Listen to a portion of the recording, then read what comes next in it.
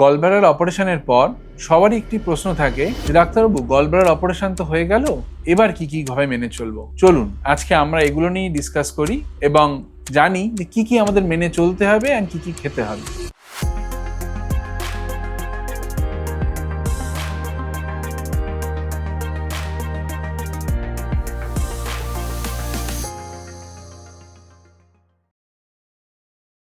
নমস্কার, আমি doctor Shirshendu Saha, consultant laparoscopic and general surgeon attached with Vivacity multispeciality hospital, Madhyamgram.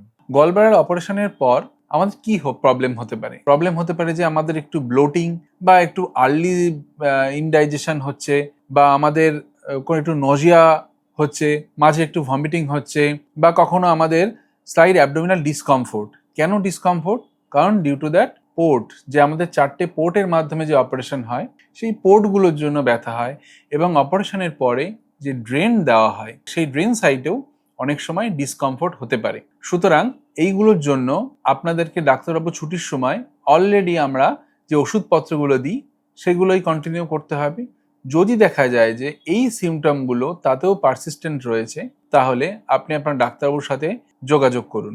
আর এছাড়া আর একটা কি ইম্পর্টেন্ট, সেটা হচ্ছে যেহেতু এত বড় একটা অপারেশনের ধকল, সুতরাং আমাদের ডাইজেস্টিভ মেইনলি ডায়েটারি সিস্টেমে কিছু চেঞ্জেস হয়।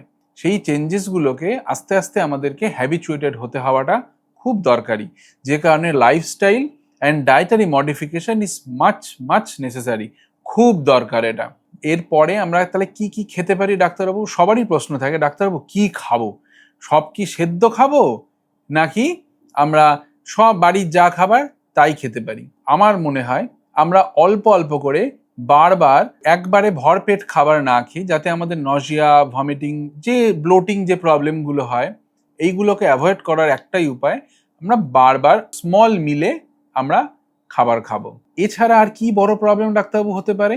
অনেক সময় পেশেন্ট যদি গলব্লাডারে অন্য কোনো প্রবলেম থাকলো, সেক্ষেত্রে এই সিমটমগুলো ছাড়া আমরা যে সিমটমগুলো নিয়ে বেশি ওরিড হব সেগুলো কি হতে পারে, যে ব্যথা, ডাক্তারবাবু যে ডিসকমফোর্ট বা ব্যথা, এটা যদি কন্টিনিউয়াসলি পারসিস্টেন্ট এবং আরো বাড়ছে, অথবা যদি আপনার চোখ হলুদ হচ্ছে, গা হাত পা হলুদ হচ্ছে, বা জন্ডিস ডেভেলপ হচ্ছে, বা কন্টিনিউয়াস যদি বমি বা জ্বর আসছে, তাহলে আপনি সত্বর নিকটবর্তী হাসপাতাল বা আপনার ডাক্তারবাবুর সাথে যোগাযোগ করুন। পোস্ট সার্জারি তাহলে কি কি খাওয়া দাওয়া আমরা করব? 1 নম্বর হচ্ছে লাইট ডায়েট। যতটা লাইট খাবার খাওয়া যায় তত বেটার। সব থেকে ইম্পর্টেন্ট ব্যাপার হচ্ছে অ্যাভয়েড হাই ফ্যাটি মিল। হাই ফ্যাটি মিল যত খাবো বা যত আমরা ইনটেক বেশি হবে, তত কিন্তু ব্লোটিং এবং নজিয়ার চান্স তত বাড়বে। আমি আগেও বলেছি যে স্মলার মিলস অ্যান্ড ফ্রিকোয়েন্ট ইন্টারভালে নিতে হবে, এবং হাইড্রেশনটা মেনটেন করাটা খুব দরকার, যেন প্রপার জল খাই, কারণ এত বড় অপারেশনের ধকল, শরীরকে সমানোর জন্য হাইড্রেশনটা মেনটেন করাটা খুব দরকার। এবার সবার প্রশ্ন থাকে, ডাক্তারবাবু আমরা তাহলে নর্মাল খাবার কি আর খেতেই পারবো না? গলব্লাডার তো নেই শরীরে, তাহলে কি করে আমরা নর্মাল খাবার খাবো? আমরা নর্মাল খাবার খেতে পারি। জেনারেলি আমাদের শরীরের এত বড় অপারেশনের ধকলটা সইতে কিছুদিন সময় লাগে, সেই কারণে এইসব ডায়েটারি হ্যাবিটগুলো প্রপারলি মেনটেন করা এবং ধীরে ধীরে ডাক্তারবাবুর সাথে পরামর্শ করে আমরা আস্তে আস্তে নর্মাল খাবারের দিকেও এগোতে পারি। আপনাদের এই বিষয়ে অথবা অন্য স্বাস্থ্য সম্পর্কিত বিষয়ে যদি কোনো প্রশ্ন বা কোনো জিজ্ঞাসা কোনো কিছু থাকে, তাহলে এই ভিডিওটির নিচে ডেসক্রিপশন বক্সে যে লিঙ্ক দেওয়া আছে তাতে ক্লিক করে আমাদেরকে আপনার প্রশ্ন সম্বন্ধে জানাতে পারেন। এছাড়াও আমাদের হাসপাতালে আছে মুক্তি যোগা প্রোগ্রাম, যার মাধ্যমে যোগা ট্রেনিং দিয়ে আপনাদেরকে লাইফস্টাইল মডিফিকেশনে হেল্প করা হয়, এবং আমাদের হাসপাতালে রয়েছে এক্সপার্ট নিউট্রিশনিস্ট টিম, যারা আপনাদের নিউট্রিশন এবং হেলথ নিয়ে প্রপারলি গাইড করতে পারবেন।